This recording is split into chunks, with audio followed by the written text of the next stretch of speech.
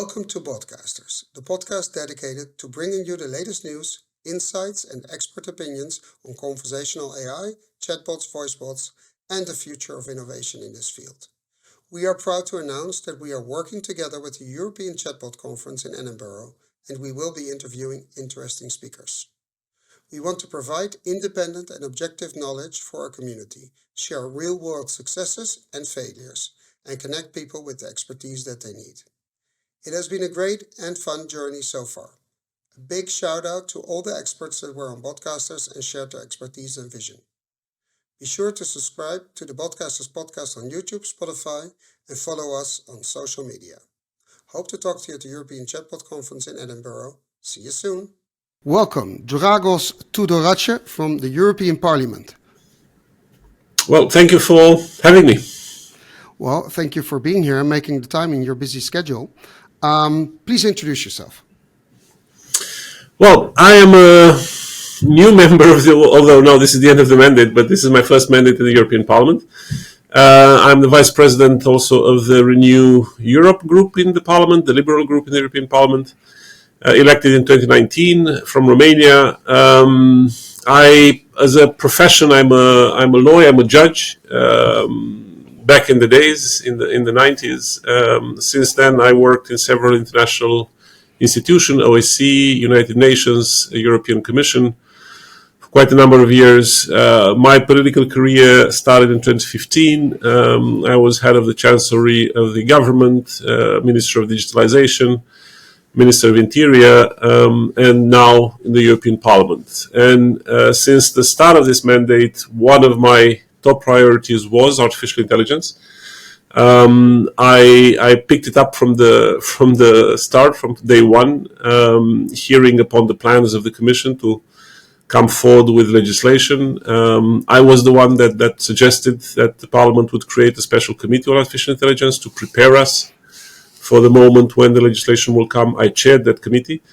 It was a very good learning experience for us as politicians to be readier than we were back at the start of the mandate for the moment when legislation will arrive on our tables. And then since 2021, when the Commission put forward its proposal, I was one of the two co-rapporteurs of the Parliament for the Artificial Intelligence Act, which right now is in literally its final stretch. We finished the negotiations politically back in December. Since last week, the Council confirmed unanimously, that's an important aspect, confirmed unanimously the text as it came out of the negotiations, and now the final step is for us, Parliament, to do the same. And we have on the 13th of February the vote in the committees, and then sometime in March or April, depending on when translations will be available, we'll have the final vote in Parliament, and that will close the legislative process, and since that moment onwards we can consider the law adopted. I think a congratulation is in place because it was not an easy process. True. I presume. Also because the target is moving. The technology moves ahead, and you managed to create a law, or it's still the concept text, but I think it will be what it is now, that actually captures the technology even though it's moving. Mm-hmm. I think that's quite an accomplishment. So I'm taking my hat off for you and your colleagues. But there's an important thing. We hear a lot about the fear of that it's going to halt innovation. So let's take one step back.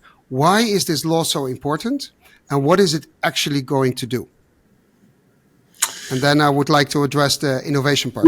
Yeah. Well, it's important because AI is important. Again, this law wouldn't exist if AI wouldn't be such a transformative force in our society, in our economy, in our geopolitics.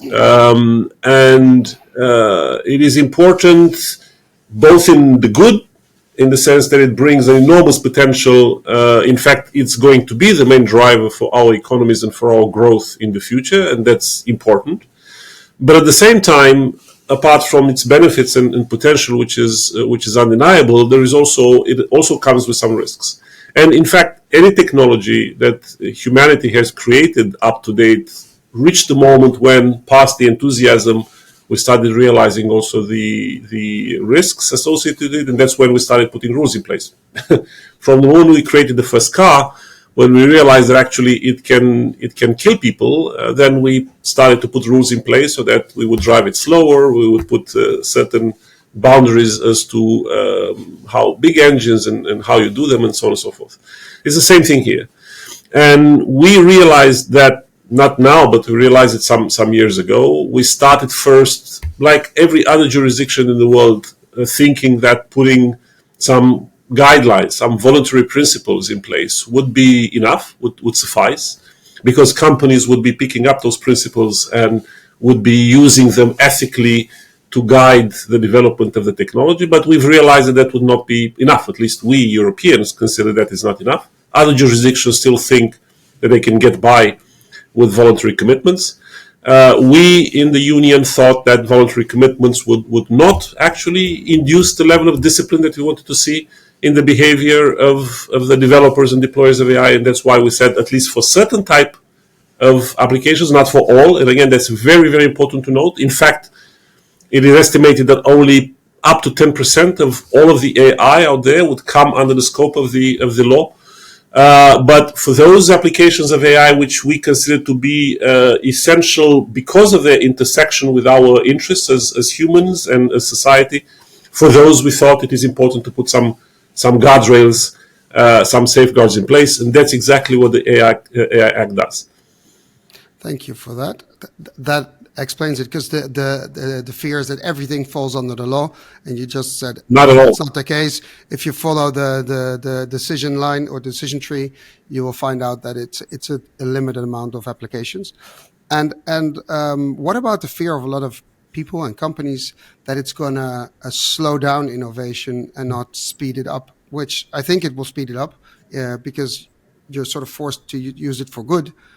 But what's your view on that? Well, I fully agree with that. In fact, it is one of these constant myths that exist whenever European Union comes forward with legislation. And it's not, it doesn't invalidate the fact that sometimes some of the rules that we have created over the past have actually impacted innovation or have impacted the business environment. And again, that is true, and we have to take very seriously every time we put forward legislation, this analysis and the impact that it has on bureaucracy, on red tape, and the burden that we put on companies who are thriving in Europe. So again, it is a valid concern to have, but I don't think that in the case of the AI Act, it is what slows down innovation in Europe. And people always make this comparison between what happens in China and what happens in the US. And I always tell them, yes, there is a gap, but the gap is not because of the AI Act, just as it is not because of the DSA.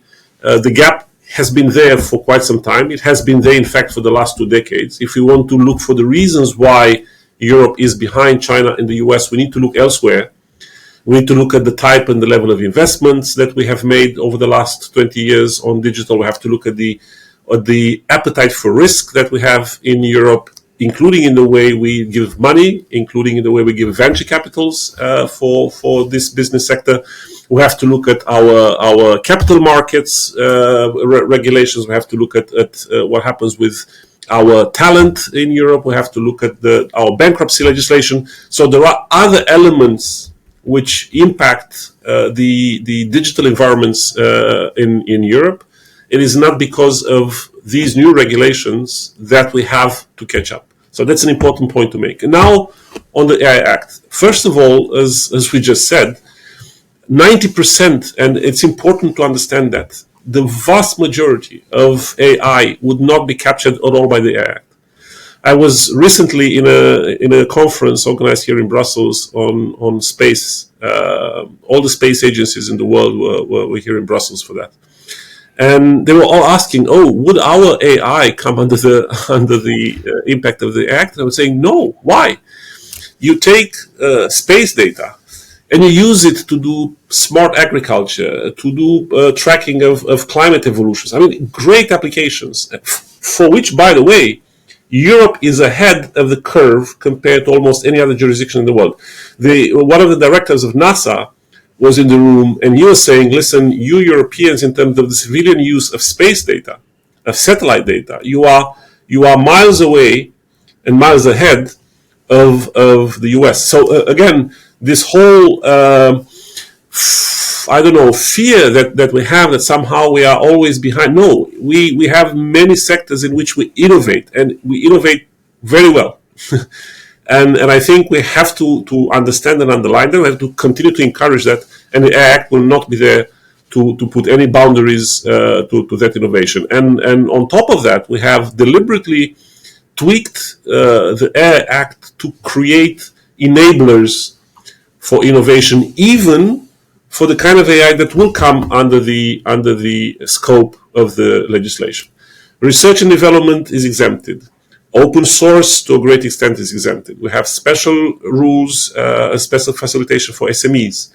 We have self-assessment instead of third-party assessment. We have sandboxes. So everything is done in the legislation because from the very beginning, this was a key objective for us, to make sure that all the rules that we put in place will not be, in fact, putting an unnecessary burden on companies, particularly the smaller ones, particularly those that are, in fact, making up the fiber of the European ecosystems in almost all member states, and which deserve a level playing field compared to the bigger companies, to the bigger players, in having access to the market, particularly in the initial stages of their evolution as companies. So again, we've had that deliberately in mind, and I think that the balance now in the text speaks for itself. I agree. And does this coincide with, I don't know if it's true, I heard that the EU is funding or setting up a supercomputer or something of the sort to facilitate startups or SMEs to actually work with AI because you need such computing power. It's very hard to get, and that as a powerhouse, you would be able to invest and facilitate these companies. How would that work? And I understand that there must be some logical connection to the European AI Act because we're talking about the same thing. True. Two parts of the answer to your question. So first, yes, it's true. The Commission announced a couple of months ago, I think in September. I think it was first referenced in President von der Leyen's State of the Union speech in September, but then afterwards it was confirmed by Thierry Breton, which is the fact, number one, which is already a good news, that Europe is now in possession of 3 of the 5 top supercomputers of the world. Wow, I didn't know. So 3 out of the top 5 supercomputers of the world are now in Europe, and that we are going to make these 3 supercomputers available for developers of AI, European developers of AI who need that sort of compute power to develop their applications. So there will be a process which the European Commission will put in place and will very soon make available to AI companies that want to come and they want to use this environment to train, to grow their algorithms. And I think it's a very important step, and it's an important message to send as to how serious we take we took the regulation, but also creating the right environment for AI to happen and to grow in Europe. The second part of the answer is that authorities also at national, regional, municipal level should also not stay idle. There is money available. Okay, to my taste, maybe not enough, but there is still good money available in Horizon 2020, in many of the European programs that can help continuously the existing digital hubs in all corners of Europe. And this again is a message that the Commission has passed already 1-2 years ago, which is that it is time for these hubs to start specializing. And from my point of view, this also is one of the keys to the further development and the kind of support that the European Union can put in place, because these hubs can start specializing particularly on AI or on specific parts of AI, and then depending on what you need for that part of it, because there are some which will need compute, others that will need data sets. And again, these places can actually start combining these sort of resources that are essential for AI development and put them at the disposal of particularly startups, bright minds with bright ideas who just need, again, those initial resources to grow. And these are, again, concrete steps that we are making at European Union level, at least, but actually then will have to be replicated also at national level, so that AI can thrive. And again, the AI Act will do nothing to prevent that. On the contrary, it can facilitate that. And by the fact that now these standards start existing, there's a brand new economy that is going to be created out there. An economy that I saw just incredible estimates in terms of how big it's going to be. Because that in itself creates business. The business of putting the right tools in place to ensure that ethical AI is being measured and put on the market in the right conditions according to the law. That will create a market. That will create opportunity as well. Okay. Two things about this. I think your answer is very clear, and I'm really happy to hear. One of the things I sense in your passionate talk is that you are hoping and striving for Europe to become an AI-centered powerhouse in the world economy, which I can only be happy about. Is that correct? I'm sensing it. You're not saying it, but no, absolutely. I think, and it's not only because I'm even by now annoyed when I keep on hearing about this race between China and the US, and oh my God, we are behind. Again, in terms of size, yes, we are behind, and I even tell many interlocutors, listen, this whole idea that we need to grow a champion that is as big as Google. Listen, we will never grow a champion as big as Google. It is impossible. It is impossible because it is a part of the market that has been already taken on by these giants and that cannot be recovered. I mean, I wish I would see a European company. Can I say something about that? Grow as big as that, but I don't think necessarily that we can have other objectives. We can have 2000s, half the size as Google's in Europe, and I think that would actually create even more opportunity and actually put the right anchors in our market to be sustainable also for the decades to come. Sorry, no. You triggered something that is bugging me. Not about you, not about the EU, but more in terms of how I view business. Now, we have these powerhouses, AWS, Alphabet, and Microsoft with OpenAI. And these are cloud computing giants. Yep. And you just mentioned one of them as being huge. Now, they're all, and with them, other companies are really pushing AI really, really hard. Now, change to the other side. If you're a company and you're introducing AI in your company and you want to use it ethically and you want to follow the rules, what they're pushing for, these big companies, is that you replace a lot of functions with AI. Now, at some point as a company, you will have, in every corner of your company, you will have AI. And if it's pushed for by big company, big tech, they will corner you even more as a company. So basically what will happen is companies will fire employees because basically part of their work is taken over by AI, and of course new jobs will come into place. So I'm not worried about people being unemployed. But the point is, as a company, you lose control of your business model, because what typically these companies do is that after a while, when they're all over in your company, they start raising the price because energy prices went up and chip prices went up and server capacity prices went up, and you do all that. You basically lose control over the cost component in your company, one of the cost drivers, and it will be one of the biggest cost drivers. So my worry is that in the boardroom, there's not enough attention for the consequences of implementing AI, the business consequences and the strategic consequences, being dependent on one of those or other big tech companies getting too much power over our cost model in our businesses. And maybe I'm over worried, could be. But what's your view on that? And it's not about one of these companies. It's not about naming and shaming. I don't care. It's more about the strategic concept. Listen, it's a very, very, very relevant, very complex question that upon the table. We'll need a couple of hours just to start scrapping. We do another podcast. Exactly. I'm happy with that.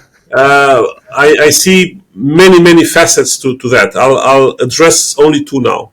Cool. First is indeed the issue of what do we do with this accumulation of market power and a brand new path dependency that we are now creating with the same companies that already had path dependencies created before that pretty much pushed almost all the others in this market to actually start using their services, whether they were cloud services or applications or anything else.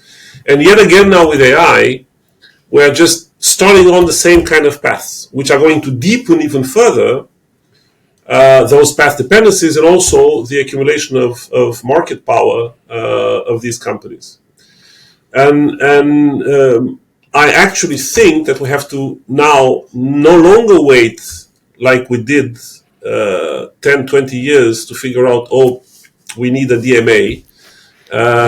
Because what do you know? There's too much virtualization in these companies in the way they bind services together. I'm hoping that now with AI we start realizing these things earlier, and that we're starting to put one and one together and see actually what the consequence will be. And not only us here in the Union, but also the US authorities as well. And from some of the signals that I'm picking up, I think on both sides of the Atlantic, regulators are starting to look very seriously into that. Because if you look also at the kind of money that these companies now put in their AI,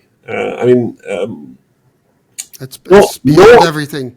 No one can match that. Not the US government, not the EU institutions, not Japan, not anyone else. I mean, one company alone, I won't name, just said I'm going to put only this year, only for one application, 22 billion on the table. I mean, who can do that? Who else can do that?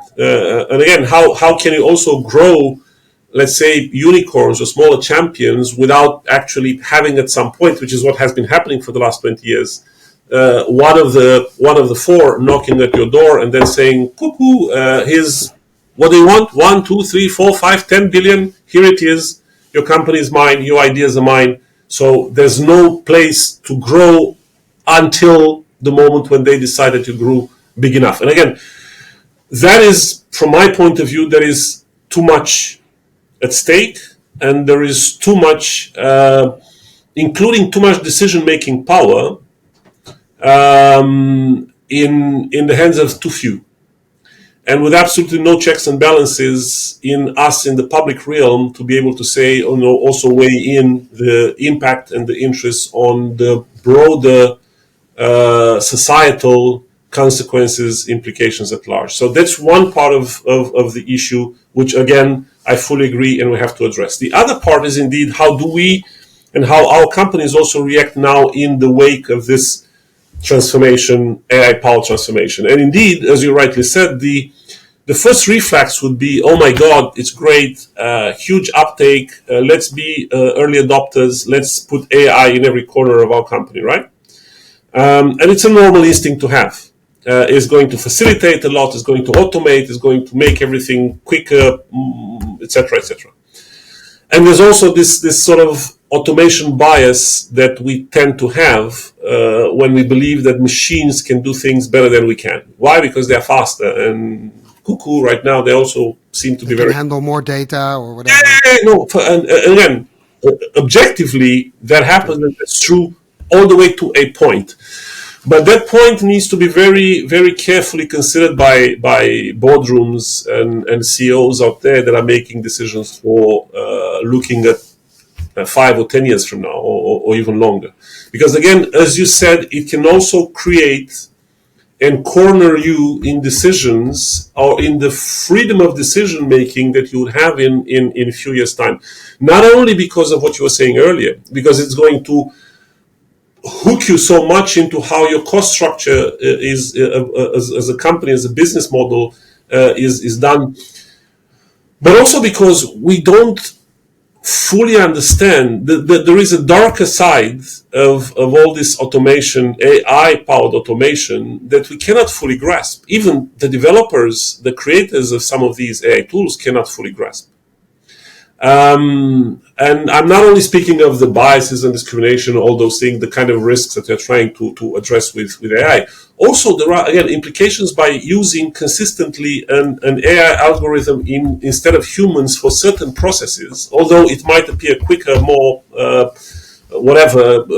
capable to compute and to deal with large amounts of data. At some point, it can actually produce blind spots that we don't even see, which, again, for a company can represent also a loss of opportunity, simply because you trust that the machine gives you everything or covers for everything. It's that bias, automation bias that I mentioned earlier, when in fact it can produce or it can have blind spots, just like humans can have blind spots.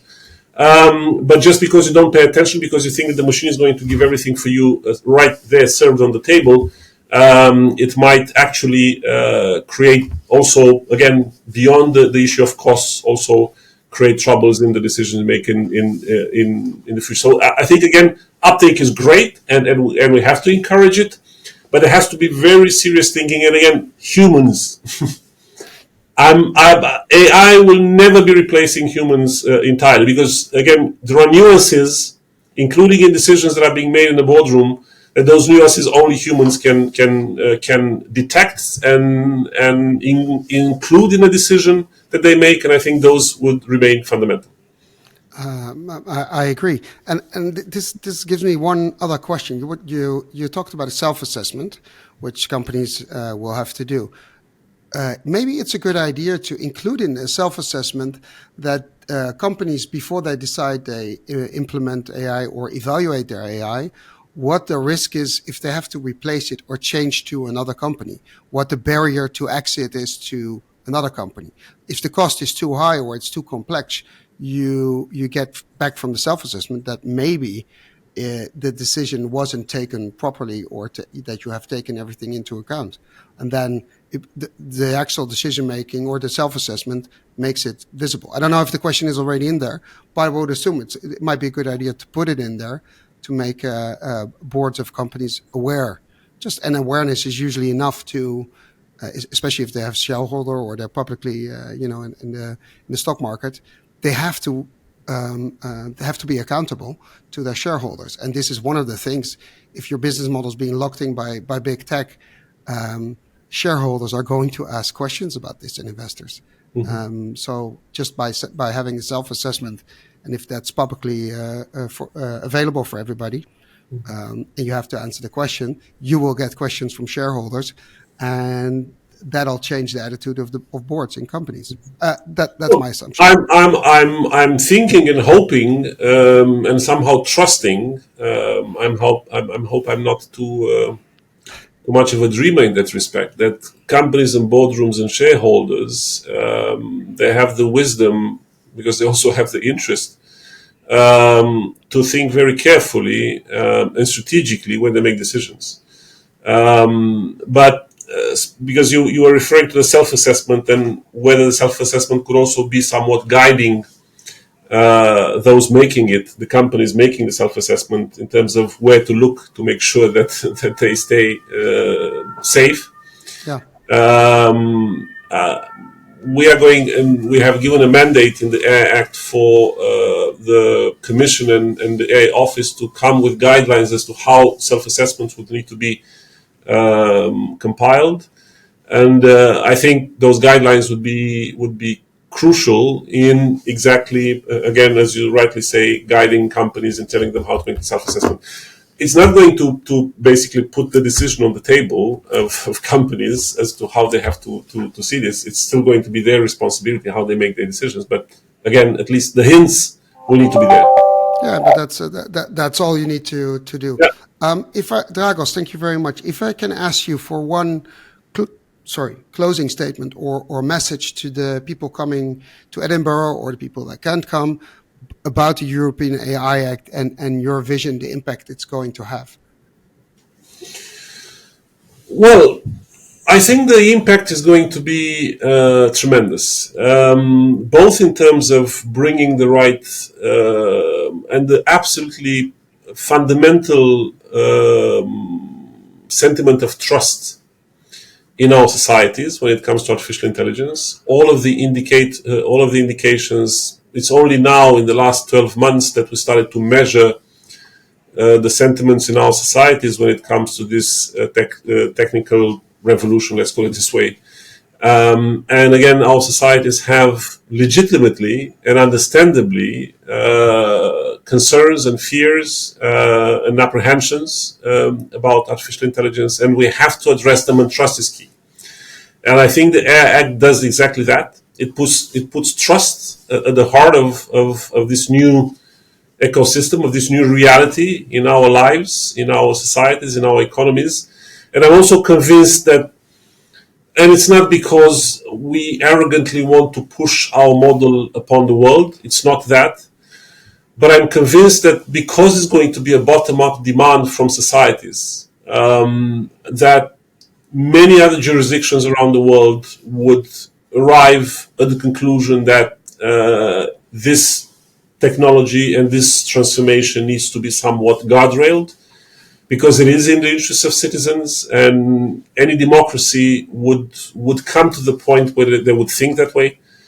And that's when all the work and the experience that we would have started accumulating in implementing the AI Act very soon, once it is adopted, would serve also as an inspiration for others. So I can only encourage companies to look positively upon the AI Act, not as a threat. It is not a threat. It is an opportunity. And to start little by little reading through it, understanding it, realize that it's going to be part of their lives, but I'm convinced a good part of their lives, and start preparing for the moment when it will become law. And for the citizens to rest more assured now that, again, this technology will continue to be there to do good to them rather than to harm them.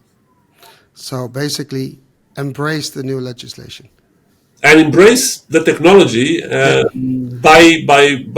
embracing the legislation. Yeah, the combination. But by embracing the legislation, you also embrace the technology, but for good, within the guardrails that are there. And I think companies that do that properly will actually have an advantage because they are compliant by design. And I think that should be the way forward, understanding what you can't do, and then just be compliant by design, and you have nothing to worry about. That's how I see it.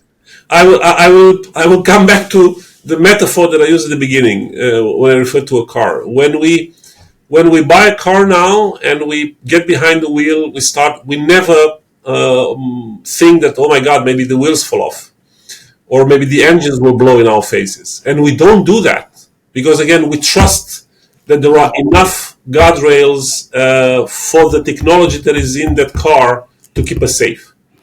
Actually, a lot of companies use it. The NCAP stars for crash testing. So it's that metaphor applies to AI. We have just put in place the framework so that we use AI, knowing that the seatbelts are there, that the engine is safe, that the wheels won't fall off.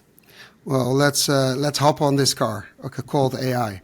Dragos, thank you very much. I enjoyed it, and I'm looking forward to meeting you or doing another podcast then longer and as we move forward with the legislation. Thank you very much. Thank you.